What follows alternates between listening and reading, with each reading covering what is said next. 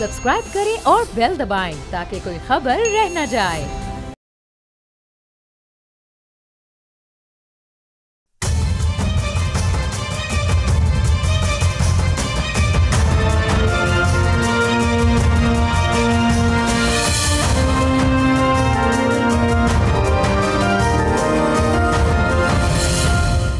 अस्सलाम वालेकुम, आप देख रहे हैं बोल्ड रिपोर्ट्स और मैं हूं बतूल राजपूत। प्रोग्राम में सबसे पहले बात करेंगे कुछ नई सियासी ख़बरों की जिनकी शक्ल अभी तक तो गॉसिप से ख़बर में कन्वर्ट होने में शायद कुछ दिन लग सकते हैं, लेकिन वो इतना अहम है कि उसके बारे में बात किया जाना चाहिए। कुछ सियासी तब्दीलियाँ भी मुतवक्के हैं, कुछ अहम अहदों के हवाले से कुछ बड़ी सियासी जमातों की रिजर्वेशंस भी हैं, इसके ऊपर भी बात करेंगे। और प्रोग्राम में आगे जाके इस बात का जिक्र होगा कि क्या पाकिस्तान अब कोई बाकायदा ऑपरेशन करेगा, क्योंकि सारी ऑप्शन कंज्यूम की जा चुकी हैं अफगानिस्तान के साथ। बहुत शुक्रिया मोहम्मद ज़ुबैर साहब, आप प्रोग्राम में ज्वाइन करें। मोहम्मद ज़ुबैर साहब, सुबह से ये डिस्कस हो रहा है और इस हवाले से मुख्तलिफ आरा सामने आ रही हैं कि and I'm asking it very responsibly, do you see any rift between government and the establishment, क्योंकि जो कारकर्दगी है हुकूमत की उसके बारे में बार बार ये ओपिनियन आ रही है कि उससे मुतमईन नहीं है, और ये कहा गया है गवर्नमेंट की तरफ से कि हमसे एक्सपेक्टेशन इतनी ज़्यादा है कि हमारी कमर टूट चुकी है, अब हम वो कैसे करें। तो इस पर बड़े कुछ इंटरेस्टिंग तज्ज़िये भी हो रहे हैं, लेकिन फ़िलहाल this is what it is. जी, तो बिल्कुल क्लियर है कि there is a lack of confidence जो हुकूमत की पॉलिसीज़ रही हैं मईशत के हवाले से, क्योंकि फॉरेन पॉलिसी तो आपको पता है कि खुद फील्ड मार्शल साहब उसको लीड करते रहे हैं, लेकिन जो इकनॉमिक फ्रंट है उसमें भी थोड़ा बहुत अमल दखल तो रहा है SIFC की सूरत में, लेकिन ये एजेंडा तो और रिस्पॉन्सिबिलिटी जो है वो हुकूमत पाकिस्तान की है, जिसके वज़ीर आज़म शहबाज शरीफ हैं। और पिछले चंद दिनों में 3-4 ऐसे चीज़ें बयानात आए हैं जिससे साफ जाहिर होता है कि कुछ गड़बड़ है। एक तो जो SIFC के नेशनल कोऑर्डिनेटर हैं, उनकी जो उन्होंने खिताब किया था एक सेमिनार में इस्लामाबाद में, उसमें उन्होंने कहा कि बिज़नेस एज यूजुअल नहीं चल सकता, और उन्होंने जिक्र किया कि जो टैक्सेस का जो निज़ाम है या जो हाई इंटरेस्ट रेट्स हैं या गवर्नेंस का पुअर सिस्टम है, उसके होते हुए तो इकॉनमी आगे नहीं जाएगी और बहुत कुछ चेंज होने का एक इशारा उन्होंने दिया, ये एक्सपेक्टेशन उन्होंने का इजहार किया। और ख़ुद फिर स्टेट बैंक के गवर्नर ने इतनी बड़ी स्टेटमेंट दे दी कि जो प्रेजेंट इकनॉमिक सिस्टम है, जिसको आप स्टेबलाइजेशन प्रोग्राम कहते हैं, उनके मुताबिक, और जो सही है, कि उसने इतना पेन इन्फ्लिक्ट किया है पाकिस्तान के अवाम पर, और इतने पीरियड तक ये चलता रहा है कि अगर उसको चेंज नहीं किया तो it will not serve the टू। लेकिन मोहम्मद ज़ुबैर साहब, इसको कितनी संजीदगी से लेगी गवर्नमेंट, क्योंकि जो रिसेंट इलेक्शन हुए उसमें उन्होंने इतना ज़्यादा सेलिब्रेट किया है और उन्होंने कहा जी हमारा तो वोट बैंक बड़ा तगड़ा है और वो कोई थ्रेट महसूस नहीं करते सिस्टम से या अपोजिशन से, तो वो तो किसी और कॉन्फिडेंस पे बात करें। नवाज शरीफ कह रहे हैं कि टेक ऑफ कर चुका है पाकिस्तान, लेकिन ये भी रिपोर्ट्स है कि जो रिसेंट बयानात थे नवाज शरीफ के वो भी ज़्यादा पसंद नहीं किए गए, which is not good for the government. और टेक्निकली नवाज शरीफ ये तो प्रिटेंड करते हैं कि वो रिटायर हो चुके हैं और बाकी उनके लोग हैं जो काम कर रहे हैं पार्टी में, लेकिन उनकी कुछ बयानात को उस तरह से रीड नहीं किया गया जैसे नवाज शरीफ चाहते थे। एक तो मैं नवाज शरीफ के बयानात पर भी आऊँगा, लेकिन एक जो रिफ्लेक्ट करता है, जो आपने कहा कि इलेक्शन के बाद जो हुकूमती स्पोक्स पर्सन, खुद वज़ीर आज़म ने भी जिक्र किया, नवाज शरीफ साहब ने भी जिक्र किया, आई थिंक ये इतनी मिसप्लेस है। जो खौफनाक बात है ना, एक तो ये होता है कि आपकी परफॉर्मेंस सही थी, एक बच्चा भी होता है 6ठी क्लास में, अगर वो अच्छे नंबर नहीं लेके आता तो उसको इतना तो महसूस होता है कि उसके नंबर सही नहीं आए हैं, वो रियलिटी में तो रहता है। लेकिन यहाँ तो इतने बड़े बड़े लोग सीनियर 30-30, 40-40 साल से जो सियासत में हैं, उनको यही नहीं पता कि टेक ऑफ स्टेज पर नहीं है, बिल्कुल डिजास्टर। लेकिन मोहम्मद ज़ुबैर साहब, ये SIFC के कोऑर्डिनेटर की स्टेटमेंट, फिर जो प्राइवेटाइजेशन की तरफ से उनकी टीम की तरफ से जो स्टेटमेंट आई, वो फिर IMF की रिपोर्ट, इसका प्रेशर गवर्नमेंट के ऊपर बिल्डअप क्यों नहीं हो रहा? अब शहबाज शरीफ इस बात को संजीदगी से क्यों नहीं ले रहे कि उनको वापस आना चाहिए और इन मामलों को खुद देखना चाहिए? इनफैक्ट ये भी रिपोर्ट्स हैं कि शायद उन्होंने अपना लंदन में एक्सटेंड कर दिया स्टे, और ये भी रिपोर्ट्स हैं कि जब तक वो पाकिस्तान में थे बहुत सारी चीज़ों पे कंसेंसस था, जब वो वहाँ पे गए तो he might have changed his mind, और इसलिए वो सोचने में वक्त ले रहे हैं। लेकिन एक तो मैं आपको वही कह रहा था, एक तो सबसे बड़ा जो अफसोसनाक बात है कि समझ ही नहीं है। और ये पिछले चंद दिन के वाकयात या IMF की रिपोर्ट की बात के बेसिस पर मैं नहीं कह रहा, मैं ओवरऑल जब 90% से ज्यादा जो कैबिनेट मिनिस्टर्स है ना बतूल, ये मैं आपको फैक्ट बता रहा हूँ कि उनका बिल्कुल मिसप्लेस्ड थिंकिंग है। वो तो ये समझ रहे हैं कि ये तो तरक्की की वो रफ्तार है और इन्वेस्टमेंट की वो मयार है जो पाकिस्तान में कभी देखी नहीं गई। I mean can you imagine, इतने मिसप्लेस हैं इन अ कंट्री जहां 51 ईयर का लोएस्ट लेवल है इन्वेस्टमेंट का, पॉवर्टी का हाईएस्ट लेवल है। अभी रिपोर्ट आई है हुकूमत ही की रिपोर्ट के हिसाब से जो अनएम्प्लॉयमेंट की फिगर्स है 21 ईयर हाई है। हालांकि इंडिपेंडेंट सोर्सेज उससे बहुत ज्यादा बताती हैं, बट चले हुकूमत के पॉइंट ऑफ व्यू से ले ले। सो जो सिचुएशन है तो उसमें इनकी कोई समझ बुझ, आपने कहा वो एक्शन क्या लेंगे। I am sorry to bluntly say कि prime minister Shahbaz Sharif does not have the insight और अंडरस्टैंडिंग कि वो रिपोर्ट कहती क्या IMF की और उस पर फिर क्या एक्शनेबल आइटम्स करें, ताकि वो जो फाइनेंशियल मिसमैनेजमेंट और मिस अप्रोप्रिएशन का जो और मनी लॉन्ड्रिंग की पॉसिबिलिटी का जो जिक्र किया है और जो डिजाइन है इस पूरी कौम को अकॉर्डिंग टू IMF के 250-240 मिलियन पाकिस्तान इसको एक ट्रैप किया हुआ है उस माहौल में जिसमें वो पुअर विल रिमेन पुअर। ठीक है मोहम्मद जुबैर साहब, आपको याद है कि जब SIFC का आइडिया फ्लोट हुआ था और कुछ अर्सा इसके ऊपर काम भी हुआ, फिर ग्रीन रेवोल्यूशन और चीफ ऑफ आर्मी स्टाफ और प्राइम मिनिस्टर ने खड़े होके लोगों से बात भी की और एक दूसरे को क्रेडिट भी दिया, जिसमें शहबाज शरीफ ने ज़्यादा credit chief of army staff को दिया था। उस वक्त जो एक क्रेडिबल फैक्टर था कि FDI क्यों आएगी पाकिस्तान, वो इसलिए कि पाकिस्तान की फ़ौज इन्वॉल्व थी और ये एक बड़ा फैक्ट था। और वो क्यों चलेगा प्रोजेक्ट, इन्वेस्टमेंट क्यों आएगी, उसमें स्टेबिलिटी क्यों होगी, क्योंकि उसमें सिक्योरिटी फ़ौज से आ रही है। ये एक ओपन फैक्ट था। अब एक तरफ ये बात है, दूसरी तरफ IMF की रिपोर्ट और जंग जीतने के बाद why would the institution want to let down itself anyhow, क्योंकि आपको पता है कि 9 मई के बाद पाकिस्तान की डायनेमिक्स कितनी क्रूशल थी बहुत सारे इदारों के लिए। तो अब तो ये बाय हुक और बाय क्रुक अपनी क्रेडिबिलिटी को मेंटेन करने के लिए कुछ इकदाम लिए जा सकते हैं, और क्या उनमें से one of the options can be elections, because it is being written कि इलेक्शंस हो सकते हैं। Let me explain. देखें, इकोनॉमिक स्टेबिलिटी आती है पॉलिटिकल स्टेबिलिटी, और पॉलिटिकल स्टेबिलिटी आती है पॉलिटिकल लेजिटिमेसी से। अगर पॉलिटिकल लेजिटिमेसी नहीं होगी there won't be any political stability, and political stability नहीं होगी तो इकोनॉमिक स्टेबिलिटी। तो ये बड़ा सिंपल सा रूल है, starting point is political legitimacy. ये इस वक्त जो पाकिस्तान की हुकूमत है उनके पास कोई लेजिटिमेसी नहीं है टू गवर्न, और जब तक ये रहेगा तो पाकिस्तान पे देखें पॉइंट ये है कि जितना मर्जी आर्मी चीफ या फील्ड मार्शल यकीन दहानियां करा दें सिक्योरिटी के स्टैंड पॉइंट से, बट एक फॉरेन इन्वेस्टर जब आता है तो वो क्या चीजें देखता है। एक तो वो देखता है कॉस्ट ऑफ ऑपरेशंस, और वो उसके पास ऑप्शंस हैं। उसके पास इंडिया में भी ऑप्शन है जाने का, कंबोडिया, वियतनाम, बांग्लादेश से, अगर उसको इसी रीजन में आके इन्वेस्टमेंट करनी उसके पास सारे ये ऑप्शंस हैं। तो कॉस्ट ऑफ ऑपरेशंस पाकिस्तान की बेहद ज्यादा है। पाकिस्तान अच्छा मोहम्मद जुबैर साहब, चूंकि आप इकोनॉमी को भी समझते हैं, मैं चाह रही हूँ कि इसको ज़्यादा एंगल से हम डिस्कस कर लें। पहली बात तो जैसे SIFC के कोऑर्डिनेटर ने कहा कि कोई ग्रोथ प्लान ही मौजूद नहीं है। आपने भी कहा कि जो कैबिनेट के मेंबरान हैं उनको इतना सेंस ही नहीं है कि इंडिकेटर्स क्या हैं। लेकिन ये तो सबको पता है ना कि पाकिस्तान फॉलो हमेशा IMF का प्लान करता है। नहीं, लेकिन मैं आपको अभी कंफ्यूजन बताता हूँ ना बतूल, मैं आपको कंफ्यूजन बताता हूँ। इस वक्त पाकिस्तान में कुछ 4 या 5 प्लान एक साथ प्राइम मिनिस्टर ऑफिस में चलाने की कोशिश की जा रही है। एक वर्ल्ड बैंक का प्लान इन्होंने लिया जो 10 इयर्स का प्लान है, long term plan economic growth का। दूसरा इन्होंने लिया IMF का 3 इयर्स का प्लान। तीसरा इन्होंने एक अपना एहसन इकबाल साहब लेके आए उड़ान पाकिस्तान प्लान। और एक ब्रिटिशर, मैं उनका इकोनॉमिस्ट का नाम भूल गया, उनका प्लान आया, वो भी आपने लेके प्राइम मिनिस्टर ऑफिस में रख लिया। और एक आपने एक कमेटीज बनाई प्राइवेट सेक्टर के लोगों को और उनको रिस्पॉन्सिबिलिटी दी to come up with the plan. अब आप मुझे बताएं कि जब इतनी कंफ्यूजन है और हर प्लान में डिफरेंट माइलस्टोन्स हैं, मतलब एक प्लान कहता है कि अगर हम स्टेबलाइजेशन जो है अगले 2 साल तक करें, दूसरा प्लान कहते हैं कि स्टेबलाइजेशन का प्रोसेस इमीडिएटली खत्म करके हमें ग्रोथ की तरफ जाना चाहिए। That is why the journal. लेकिन मोहम्मद जुबैर साहब, अब हमने बहुत बड़ा खुल के बात कर ली है कि सुपरफिशियली चीज़ें क्या है and what can be done, लेकिन वक्त कितना है गवर्नमेंट के पास?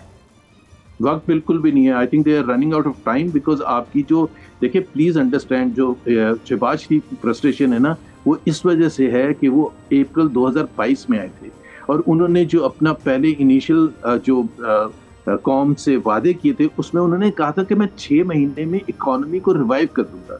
Now we are quarter to 4 years. 4 साल तो आपको होता है अमेरिकन प्रेसिडेंशियल टर्म होती है which is considered enough period to turn around the economy और फॉरेन पॉलिसी और व्हाटएवर द कंट्री फेसेस। अभी इनको 4.25 साल हो गए और एक जो मैं एक अल्फाज यूज करता हूँ जो कि कॉमन पाकिस्तान के उसमें यूज होते हैं कि अभी तक आपने ट्रक की बत्ती के अभी आप किसी को भी ले लें। कल मैं एक प्रोग्राम में था एयरवाई पर, तो उसमें गवर्नमेंट स्पोक्समैन ने जितना इकोनॉमी की बात की करेंगे एक्सपेक्ट किया जा सकता है। अभी हमने इकदाम उठाने शुरू किए। भाई अभी आपने क्यों इकदाम उठाने शुरू किए, चाहे वो प्राइवेटाइजेशन के हैं चाहे वो टैक्स के हैं। अगर जनरल सरफराज ये कह रहे हैं कि इस टैक्स स्ट्रक्चर से कोई इन्वेस्टमेंट नहीं आएगी, तो ये शहबाज शरीफ साहब को 4.25 साल से क्यों नहीं ख्याल आया था? क्यों आपने इतना लाद दिया था? ठीक है मोहम्मद जुबैर साहब, एक तो ये सिचुएशन है जो हमने अभी तक डिस्कस की है और आप भी कह रहे हैं कि पहले ख्याल क्यों नहीं आया। दूसरी सिचुएशन ये कि इंफॉर्मेशन मिनिस्टर ने जब सोहेल आफरीदी अपॉइंट हुए थे तब भी कहा था कि वो सहूलतकारें दहशतगर्दों की ब्रीफिंग्स में भी बार बार पॉलिटिकल नेक्सस का जिक्र किया जाता है कि वो ड्रग्स को कैसे फैसिलिटेट करें, और आज फिर अता तारा ने यही कहा है। और उसके रद्द में हम ये एक्सपेक्ट करें कि तब बड़ी तब्दीलियाँ आएंगी केपी में। तो इसका मतलब है कि रियासत को जितनी भी पॉलिटिकल पार्टीज जितने भी सूबे रन कर रहे हैं वो किसी तरह सूट नहीं कर रहे हैं। मैं इसको सिंप्लीफाई कर रही हूँ। पंजाब की गवर्नर से सेटिस्फाई नहीं है, केपी में सिक्योरिटी गवर्नमेंट से सेटिस्फाई नहीं, गवर्नेंस से मुतमईन नहीं। आप मुझे नहीं पता क्या सजेस्ट कर रही हैं, बट पाकिस्तान के आइन के मैं सजेस्ट नहीं करी, मैं तो आपको मंजरनामा बता रही हूँ। मतलब मैं बिल्कुल आप सही कह रही हैं, मुझे फंसा रहे हैं। देयर इज डिससैटिस्फैक्शन और सबसे ज्यादा डिससैटिस्फैक्शन जो है वो केपी की हुकूमत से है। लेकिन वहाँ फिर जब आपसे सवाल पूछते हैं चलें जी ठीक है वो तो पीटीआई की हुकूमत है और पीटीआई आप समझते हैं कि बहुत से ऐसे इक़दाम कर रही है जो पाकिस्तान के खिलाफ हैं फॉर एग्जांपल, जो कि नहीं है। लेकिन व्हाट अबाउट बलोचिस्तान में टर्मोइल इतना क्यों है? जब आप स्मगलिंग की बात करते हैं कि जी स्मगलिंग पर रोकथाम नहीं है, स्मगलिंग में ये हो रहा है, तो फिर बलोचिस्तान की हुकूमत क्या कर रही है? वहाँ तो पीपल्स पार्टी की हुकूमत है, वहाँ तो कोalition पार्टनर्स की। लेकिन अभी इसमें डेवलपमेंट ये है मोहम्मद जुबैर साहब के मंगल को जैसे पहले अडयाला जेल में बैठे रहे सोहेल आफरीदी, अब पार्लियामेंटेरियंस के साथ जाएंगे, इस्लामाबाद हाई कोर्ट भी जाएंगे, वो बार बार वहाँ जाके बैठ जाएंगे। और आपको पता है कि फिर ये अमन अमान के लिए कंसर्न बन जाता है इदारों के लिए। तो फिर अगर बार बार पीटीआई के लोग जाके बैठ जाएंगे अडयाला जेल के बाहर, तो ये कब तक चलता रहेगा? ये तो पाकिस्तान की देखना, मैं तो उस वक्त पाकिस्तान मुस्लिम लीग नवाज में था जब नवाज शरीफ जेल में थे, तो क्या हम नहीं जाते थे? तो बात ये होता है कि उसका अगर या तो उसका वो गैर आईनी है वहाँ बैठना, क्या आप आईनी इकदाम उठा रहे हैं इमरान खान के मुकदमों के सिलसिले में? नहीं उठा रहे, उनकी हियरिंग ही नहीं होने देते। अब तकरीबन 3.5 हफ्ते हो चुके हैं, अभी तक उनको कोई मिला नहीं है, कोई देखा नहीं है किसी ने। कभी एक वजीर आके ये कहता है कि जी वो सुपरिटेंडेंट जेल के इख्तियार आते हैं और वो इख्तियार करते हुए फिर कोई वजीर आके कहता है कि जी वो राना सनाउल्लाह स्पेशली कल या परसों कहीं बोल रहे थे कि जी 1 घंटे की इजाजत देते हैं, 1.5 घंटे की प्रेस कॉन्फ्रेंस होती है। तो भाई जब आप लोग की ऑपोजिशन में थे और हम जाते थे नवाज शरीफ से मिलने के लिए, आप भी बहुत दफा होते थे, तो उसके बाद हम नहीं प्रेस कॉन्फ्रेंस एक नहीं करते थे, 3-3 4-4 प्रेस कॉन्फ्रेंसेस करते थे। बाहर निकल कर जो जाता था, साद रफीक निकल रहे हैं, मैं निकल रहा हूँ, कोई और निकल रहा है, फिर मरियम नवाज दोपहर को बैठ के प्रेस कॉन्फ्रेंस करती थी। What nonsense. और फिर ये कहना कि जी वो बैठ के पॉलिटिक्स डिस्कस करते हैं वहाँ जेल में। मैं आपको बिल्कुल ऑनर बता रहा हूँ और जितने लोग हैं वो जानते हैं, नवाज शरीफ ने मीटिंग करनी होती थी ना जेल में, अगर 50 बंदा बैठा होता था और उन्होंने 5 लोगों से मीटिंग करनी है, और एक मैं स्पेसिफिकली बता दूं कि वो उन्होंने मीटिंग करनी थी तो उन्होंने मरियम औरंगजेब, मरियम नवाज, परवेज रशीद और मुझे अलग से कोने में कुर्सियां लगवाई और वो मीटिंग करनी बिल्कुल करते थे। और क्या डिस्कस करते थे? पॉलिटिक्स ही डिस्कस करते थे, प्लान अपना डिस्कस करते थे, क्या करवाना चाहते हैं नवाज शरीफ डिस्कस करते थे। Why is it so different?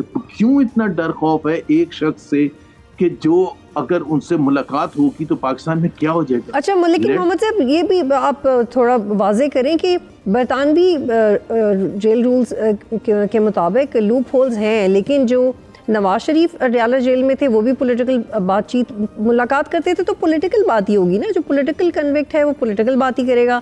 फिर ये कैसे रूल्स हैं कि मिल लें पर पॉलिटिकल बात नहीं करनी, ये कैसे मैनेज होगा? मतलब क्या इशारों से बात करेंगे, क्या बात करेंगे आप जब जेल में? अब ये देखें ना, मैंने तो आपको स्पेसिफिक एग्जांपल दी है और एलेबरेट कर देता हूँ। हर थर्सडे को तकरीबन 100 से 150 PMLN के वर्कर्स लीडर्स नवाज शरीफ से मुलाकात करते थे, बगैर किसी रोक ठोक के, बगैर किसी कंसर्न के।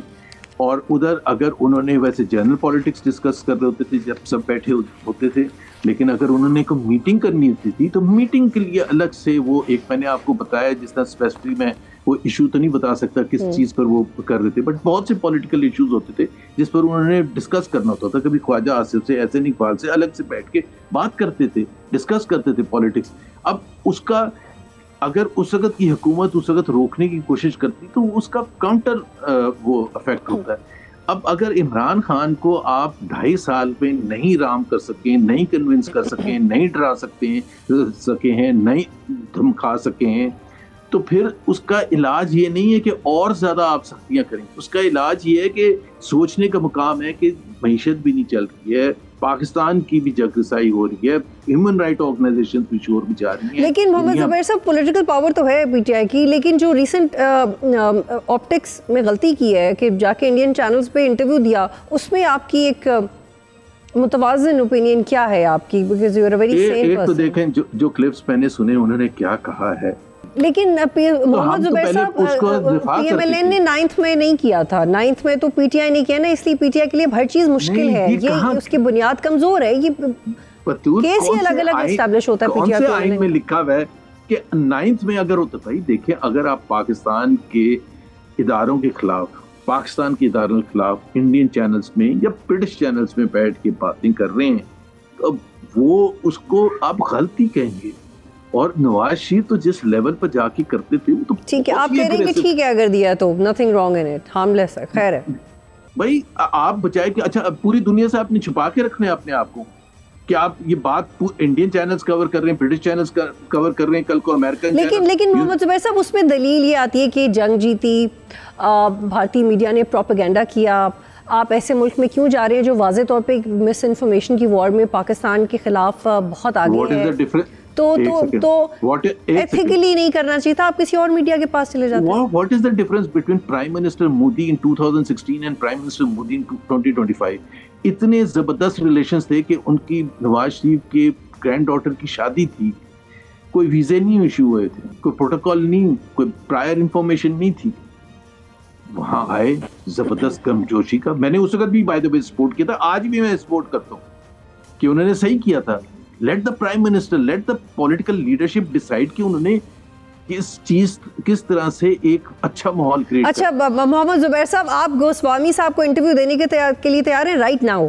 किसको इंटरव्यू? गोस्वामी साहब को, जो इंडियन जर्नलिस्ट हैं। अर्नब को, I want to know because मेरा तो पॉइंट ऑफ व्यू बड़ा क्लियर है। मुझे लगता है कि कभी कभी कुछ चीज़ें आपको एथिकली, और मेरा आपसे जैसा ताल्लुक है तो मैंने सोचा पूछ लूँ कि आप बुरा नहीं मनाएंगे, लेकिन क्या आपको बुलाया, आप जाएंगे इंडियन मीडिया पे राइट नाउ इस सिचुएशन? मैं गोस्वामी साहब को तो कभी इंटरव्यू नहीं दूंगा, अच्छे हालात में भी नहीं दूंगा, because he doesn't let the other person talk. तो फिर ANI में जाएंगे, ANI को देंगे इंटरव्यू जाके? नहीं, मुझे परसों बुलाया था, बाय द वे परसों बुलाया था, मैंने उनको इसलिए माजरत की थी। मैंने by the way I saw Fawad Chaudhry in an interview with an Indian. मैंने फवाद को फोन करके पूछा मैंने कि जी आप what do you think, I mean it's uncomfortable. Problem पता क्या है? प्रॉब्लम ये है कि जैसे रऊफ क्लास है, रऊफ क्लास आप बड़े अच्छे तरीके से बताते हैं कि जी पाकिस्तान इंडिया की दोस्ती होनी चाहिए। मसला ये कि मोहम्मद ज़ुबैर अगर बोलेगा ना तो कहेंगे गद्दार है, तो इसलिए हम अवॉइड करते हैं। बिल्कुल बिल्कुल, आपका पॉइंट आ गया, बहुत शुक्रिया। बिल्कुल बहुत शुक्रिया मोहम्मद ज़ुबैर साहब प्रोग्राम में ज्वाइन करे थे। यहाँ पे एक ब्रेक लेते हैं, फिर वापस आएंगे।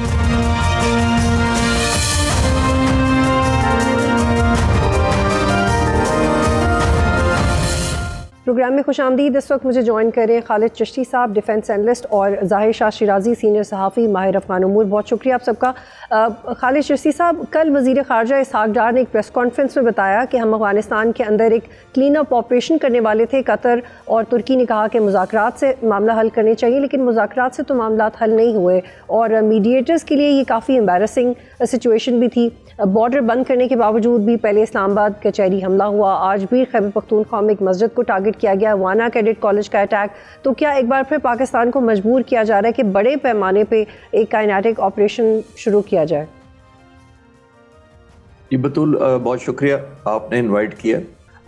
देखिए, अक्सर औकात जब भी इस तरह के ऑपरेशंस किए जाते हैं उसके एक प्रिंसिपल या एक असूल बड़ा लाउड एंड क्लियर डिक्लेयर किया जाता है, और वो होता है कंसिस्टेंसी, फोकस्ड और ऑल आउट। ऑब्वियसली इसलिए किया जाता है कि जब इस तरह के दहशतगर्द आपके इलाके पर हमला करते हैं, उनके हाइड आउट्स होते हैं, उनकी रीलोकेशन का ऑप्शन होता है। जब आप पॉज करते हैं किसी का, जो अभी आप कह रही थी कि हमारे वज़ीर ख़ारजा ने कहा है कि हमें ऑल आउट जा रहे थे लेकिन हमें फिर रोका गया, ये टैक्टिकली इस तरह या ऑपरेशनली इस तरह का ऑपरेशन में पॉज नहीं दिया जाता। आमतौर पर जब इस तरह का ऑपरेशन किया जाता है तो ऑल आउट किया जाता है, जैसे मैंने कहा, इस वजह से कि आप जब इनको ब्रेक देते हैं तो उनको आपके डिथैलिटी का पता लग जाता है, वो रीलोकेट कर लेते हैं, हाइडिंग में चले जाते हैं, रीग्रुप कर लेते हैं। तो ये अब एक प्रिंसिपल के खिलाफ था जो टेररिज्म के खिलाफ है, नंबर 1। लेकिन मैं उस वक्त से ये कह रहा हूँ, और मुझे आइडिया था कि ये बड़ा प्रेशर होगा दोस्त ममालिक का कि आप एक ब्रेक दे दें या एक पॉज करें ताकि हम एक चांस दें। देखिए, पोजीशन टू हर्ट या पोजीशन टू बारगेन या पावर टू हर्ट या पावर टू बारगेन इसको कह लें, ये आपको पावर टू बारगेन बाद में देती है। जितनी आपकी पोजीशन हर्ट करने की होती है उतनी आपको बारगेनिंग बाद में बेहतर ऑप्शन आ जाती है। अब आपने पावर टू हर्ट होने के बावजूद रिस्ट्रेन किया। यही शायद बहुत दफ़ा टेररिस्ट मिसकैलकुलेट करते हैं कि शायद आपके या कन्विक्शन नहीं है या आपकी कैपेबिलिटी नहीं है या आपको लोकेशन उनकी नहीं पता। ये मैं आपको कंफर्म कर सकता हूँ कि मैसिव हमें इंफॉर्मेशन थी मुसल्लह अफवाज को।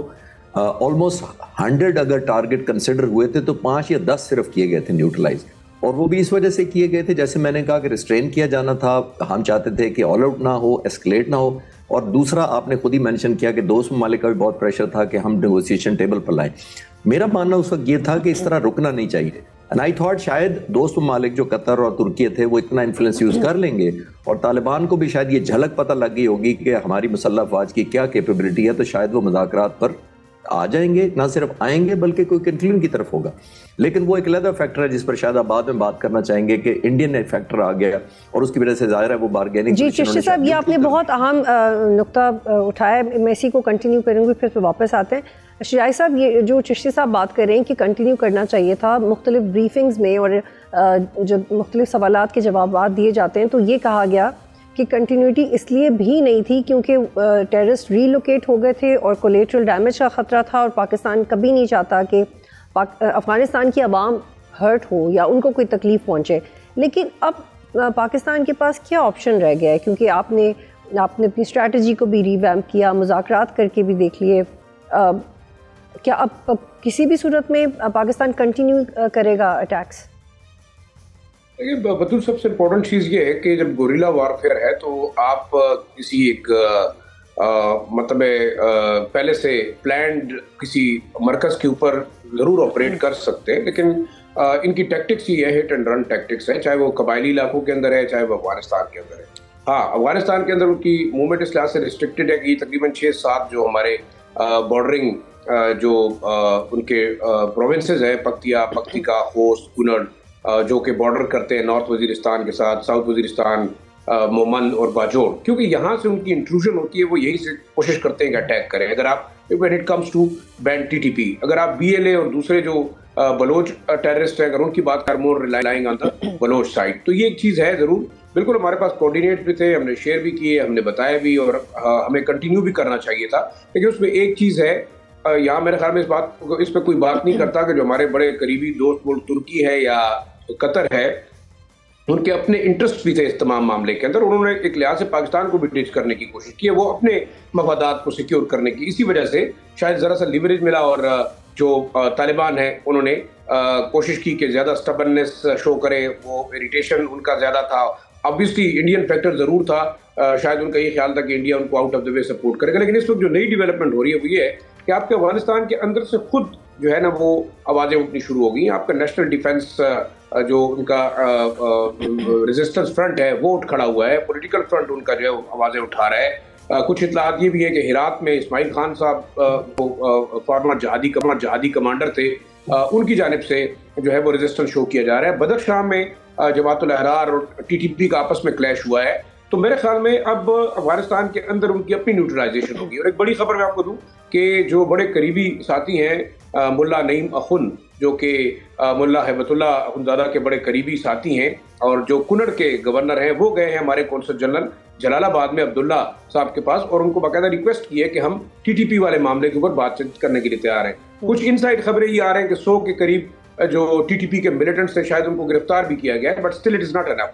दूसरा देखिए, इस वक्त आप चाइनीज जो मरे हैं, खासतौर पर ताजिकिस्तान, पाकिस्तान और चाइना ने, कुछ रिपोर्ट्स ये भी है कि they wanted to have a joint patrolling on the border. ये एक बड़ी डेवलपमेंट होगी कि इन्होंने अनाउंस किया है कि हम मिल के अफगानिस्तान से जो टेररिज्म आएगा उसको फाइट करेंगे। तो मेरे ख्याल में अफगान तालिबान काफी मुश्किल सूरत हाल के अंदर फंस गए। ठीक है शिराज साहब, आप यहाँ पे रुकिएगा, मैं इसको आगे बढ़ाएंगे थोड़ी देर में। खालिद चिश्ती साहब, एक तो ये बात जो शिराज साहब ने की है कि कुछ फैक्टर्स को अफगानिस्तान के अंदर इंक्लूसिवली ही न्यूट्रलाइज किया जाएगा, and at the same time Kabul Kandahar group और इनकी आपस में फ्रिक्शन, ये कितना अहम फैक्टर है उस प्रेशर के साथ जिसका जिक्र शिराज साहब कर रहे हैं। बतूल, एक चीज मैं क्लियर करता चलूं कि एक फियर ऑफ कोलैटरल डैमेज बिल्कुल नहीं था। एक महीने के पिछले सवाल में हम डिस्कस कर रहे थे, कोलैटरल डैमेज इसलिए नहीं था कि हमारे पास जो इन्फॉर्मेशन है वो इंतहाई एक्यूरेट है, ऑथेंटिक है और रीवेरीफाइड थी जिस पे हमने किया था। उसके बावजूद क्योंकि हम एस्केलेट नहीं करना चाहते थे, वही जो हमने दोस्त मुल्कों की बात की, और हम भी चाहते थे कि एक पावर टू हर्ट कंप्लीट, तो जाहिर है हम एक्सपैंड नहीं करना चाहते थे, इसलिए बड़ा केयरफुल किया गया था। एक बात जो आप बात कर रही हैं कि इंटरनल डायनामिक्स है, हमें ये मेक श्योर करना चाहिए, और मैं पहले दिन से कह रहा हूं कि हमें ये मैसेज देना चाहिए अफगानिस्तान के लोगों को कि ये ऑपरेशन आपके खिलाफ नहीं है, ये आपके ऊपर जो रजीम है, मुसल्लत है, बाय फोर्स है, ये उसके डिसीजंस की वजह से आप पर जो शेडो आता है या आपकी सफरिंग होती है, ये उसकी आप प्राइस दे रहे हैं। हमारा आपसे इख्तलाफ डायरेक्ट कोई नहीं है। पहली बात, उनके जो ग्रुप्स हैं ये बहुत ज़्यादा पुश एंड पुल, ये पावर हब्स इनको मैं कहता हूँ कि ये तो पावर हब्स हैं बुनियादी तौर पर। इस वक्त सिर्फ TTA जो है वो सबसे बड़ा पावर हब है, उसके पास पावर ज़्यादा है, उसके फुट सोल्जर ज़्यादा हैं, अब वो ज़्यादा कंट्रोल कर रहा है। लेकिन ये नहीं हम कह सकते कि बाकी इंपॉर्टेंट नहीं है। इसी वजह से उनकी मजबूरी ये बनती है कि उनको ये समझ है कि अगर हमने एक्शन लिया और इवन सिग्नेचर कर दिया किसी ऐसे एग्रीमेंट पर, तो बाकी जो ग्रुप्स हैं जो समझेंगे कि पोटेंशियली हम भी टारगेट हो सकते हैं, वो आपस में मर्ज करने या एक दूसरे से कॉपरेशन शुरू कर देंगे और हमारे TTA के खिलाफ एक कैंपेन शुरू कर देंगे। आई थिंक सबसे बड़ी वजह यह है कि वो साइन तक नहीं करने को तैयार। नंबर 1 कंधार ग्रुप है, कंधार खुद एक 2 ग्रुप्स में डिवाइडेड है, एक एक्सट्रीमिस्ट है और एक कहीं से रिलेटिवली मॉडर्न है। काबुल ग्रुप एक और है, नॉर्दर्न अलायंस और है, अहमद शाह मसूद के बेटे इंडिपेंडेंट हैं, गुलबदीन हिकमतियार, यानी अभी इतने ज्यादा फैक्शंस हैं कि आपको यही नहीं पता किसको करना है। ये हम तो सिर्फ तालिबान से TTA से इसलिए बात करते हैं कि उनका प्रेडोमिनेंटली एक विजिबल कंट्रोल है, लेकिन बदकिस्मती ये है कि ये जो तालिबान का ग्रुप है, TTA की बात करें, देखिए ये एक स्टेट के तौर पे नहीं एक्ट कर रहे, वो एक ग्रुप की तरह, जत्थे की तरह एक्ट कर रहे हैं कि हमारे पास पावर है, जैसे वो अभी तक टेररिस्ट मोड में है या एंटी सोशल एक फैब्रिक के खिलाफ वो काम करते हैं। लेकिन चिश्ती साहब ये बताइएगा कि जो अंदर से TTA को प्रेशर है, जो उनके इंटरनल लिफ्ट्स हैं, क्या उनकी तवज्जो उस पर ज़्यादा है या पाकिस्तान के साथ डिप्लोमेटिकली या एनी हाउ वो डील करने पे ज़्यादा तवज्जो है, और इस वजह से वो they are not able to read the fact कि वो मैनिपुलेट हो रहे हैं और एक्सप्लॉइट हो रहे हैं इंडिया की वजह से, क्योंकि वॉशिंगटन पोस्ट में एक तफसीली आर्टिकल लिखा गया इसी हवाले से आज।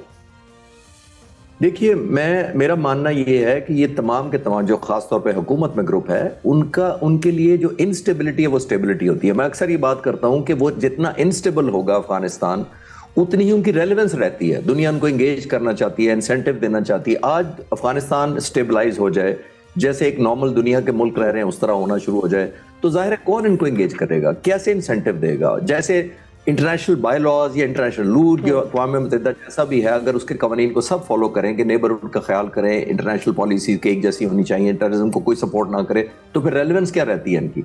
यही तो रेलेवेंस उनकी रहती है कि उनके इंस्टेबिलिटी फैक्टर को वो कन्वर्ट करते हैं into different advantages, financial advantages, military advantages, political advantages. वो पुश एंड पुल उनके लिए लगता है कि मैटर ऑफ सर्वाइवल है।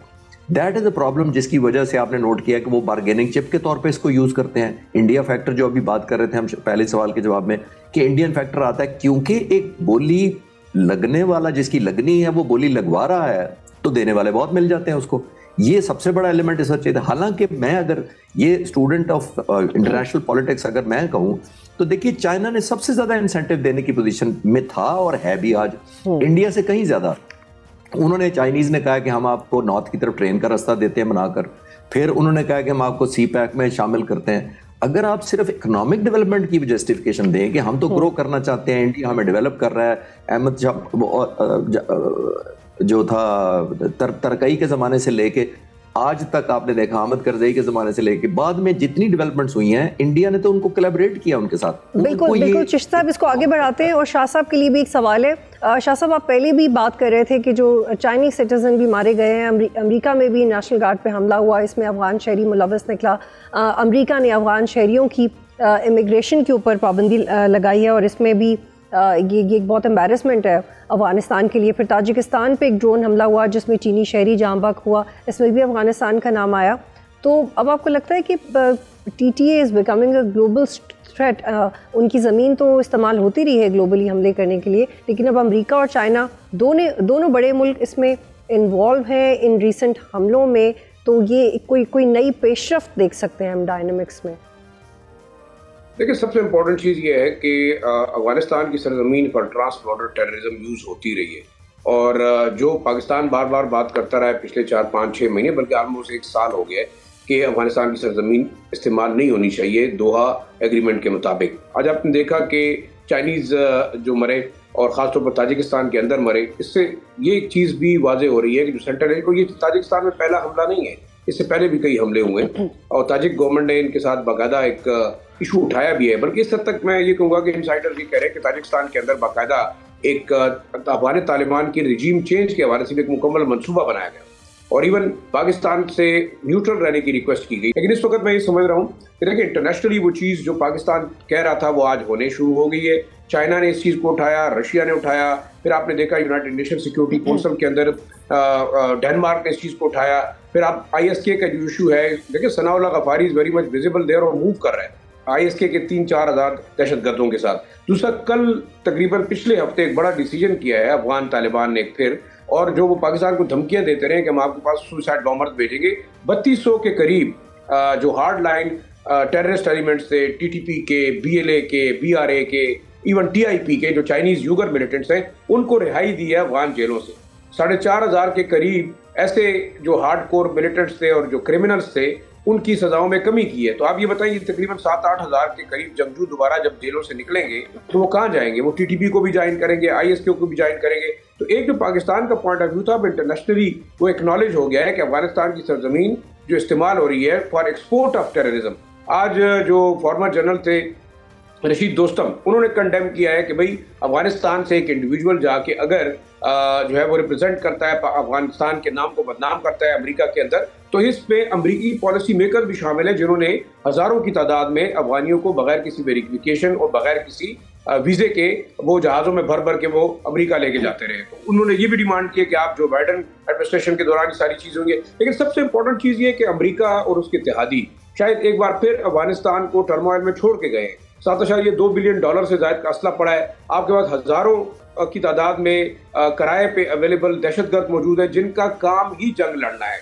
जो इस वक्त चिश्ती साहब बात कर रहे थे कि देखिए, अफगान तालिबान के 2021 में पावर में आने के बाद ये एक नॉन स्टेट एक्टर थे और उन्होंने हर उस नॉन स्टेट एक्टर को शेल्टर किया, प्रिवेंट किया, उसको फंड किया जो कि उनकी आइडियोलॉजी के साथ चलता है। तो मैं बिल्कुल इससे इत्तेफाक करूंगा कि ये एक इंडस्ट्री के तौर पे वो इस्तेमाल करें। और एक चीज़ जो बड़ी अहम है वो ये है कि सिर्फ पाकिस्तान नहीं है, अब हमने देखा कि सेंट्रल एशियन रिपब्लिक्स को भी वो डिस्टेबलाइज करना चाहते हैं, वो रशिया को भी करना चाहते हैं। शिराज साहब, मुझे सेगमेंट वाइड अप करना और आप दोनों के लिए एक सवाल है, पहले आप इसका शॉर्टली जवाब दीजिएगा, फिर चिश्ती साहब की तरफ जाऊंगी। ये भी खबरें आ रही हैं कि कुंडी साहब को तब्दील किया जा सकता है बतौर गवर्नर के। भी 6 नामों पर गौर हो रहा है, इनमें से 3 सियासी हैं, 3 गैर सियासी हैं। फॉर्मर जनरल्स को सेलेक्ट किया जा सकता है।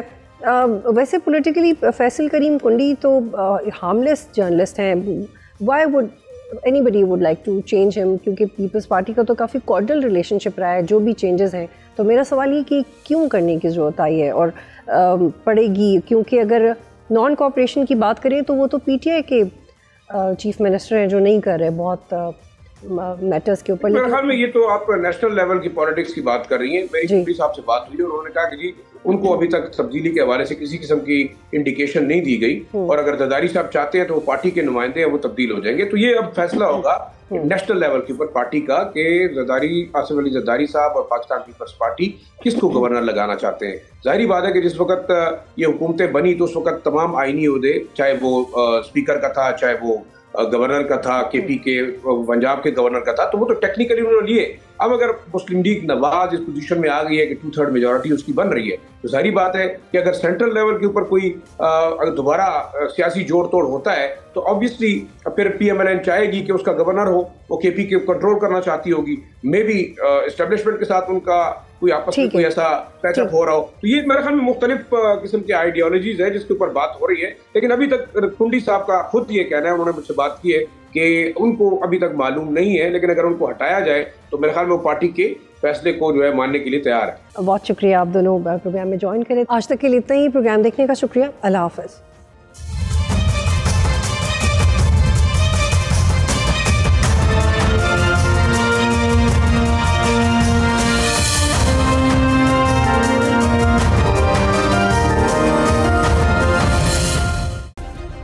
सब्सक्राइब करें और बेल दबाएं ताकि कोई खबर रह न जाए।